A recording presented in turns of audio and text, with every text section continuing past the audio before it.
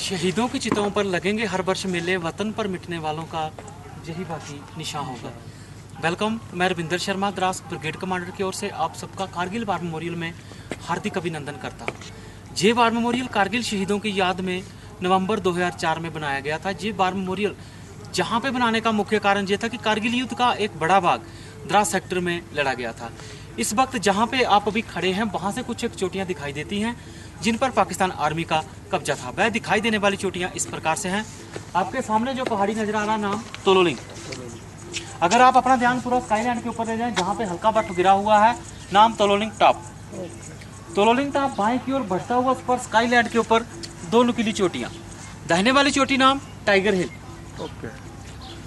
Tiger हिल बाएं की ओर बढ़ता हुआ उस पर दूसरी नुकीली चोटी जिसके ऊपर हल्का बर्फ गिरा हुआ है, नाम राइनो हॉर्न।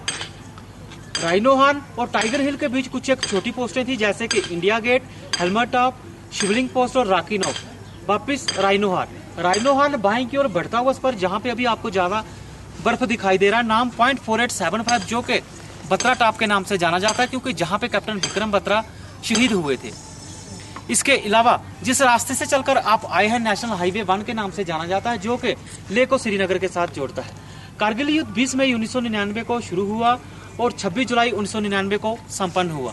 इसीलिए विजय दिवस हर साल 26 जुलाई को मनाया जाता है। घुसपैठ के कारण, घुसपैठ के मुख्य कारण यह थे कि शिमला समझौते के तहत विंटर के दौरान दोनों देशों की सेना LOC को छोड़ के कम बर्फीले इलाके में चला जाता था क्योंकि जहां का record temperature -60 degree Celsius record किया गया था।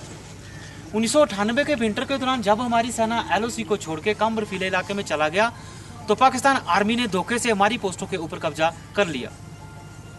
1999 में समर के दौरान जब हमारी सेना द्वारा LOC पर गया तो हमारी सेना ने देखा कि पाकिस्तान आर्मी और पाकिस्तानी घुसपैठियों ने हमारी पोस्टों के ऊपर कब्जा कर रखा था। ये एरिया घुमरी से लेकर साउथ ग्लेशियर तुर तक का था। सबसे पहले 18 ग्रेनेडियर के जवानों द्वारा तोलोलिंग पर ऑपरेशन शुरू किया गया, लेकिन अच्छी पोजीशन बनाकर बैठे घुसपैठियों ने अपने प्रभावित फायर से यूनिट की मूवमेंट को रोक दिया। मूवमेंट केवल खराब मौसम और अंधेरी रात में ही संभव था। कुछ दिनों की लड़ाई के बाद 18 ग्रेनेडियर एक फर्म बेस बनाने में कामयाब हुआ। तोलोलिंग पर कब्जा करने के लिए 2 राज राइफल को डिटेल किया गया। 2 राज राइफल की ओर से तोलोलिंग पर अलग अलग दिशाओं से हमला किया गया। ये ऑपरेशन 20 मई से 13 जून तक चला, जहां पर हमारा casualty 3 officer, 4 junior commission officer और 33 जवान का हुआ था।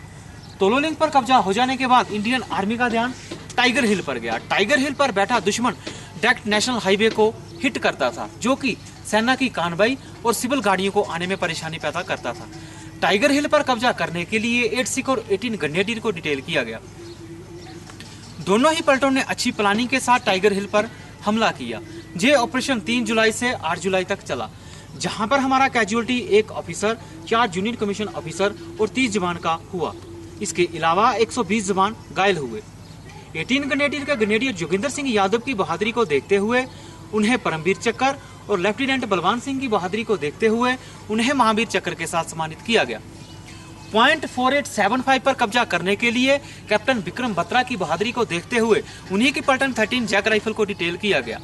.4875 के दूसरे फीचर्स पिंपल 1, पिंपल 2 और भेलबैक पर कब्जा करने के लिए 17 जाट, ट्विन बम पर कब्जा करने के लिए 2 नागा को डिटेल किया गया।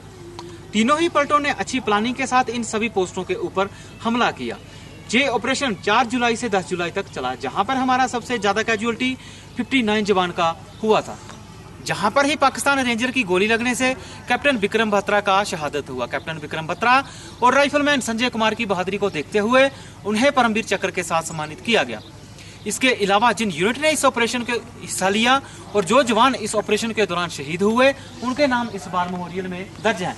आपके दाहिने और पीछे कैप्टन मनोज पांडे गैलरी, जिसमें ऑपरेशन पीछे के कुछ फोटोग्राफ्स और पाकिस्तान आर्मी के कुछ इक्विपमेंट्स रखे गए हैं जिन्हें आप देख सकते हैं।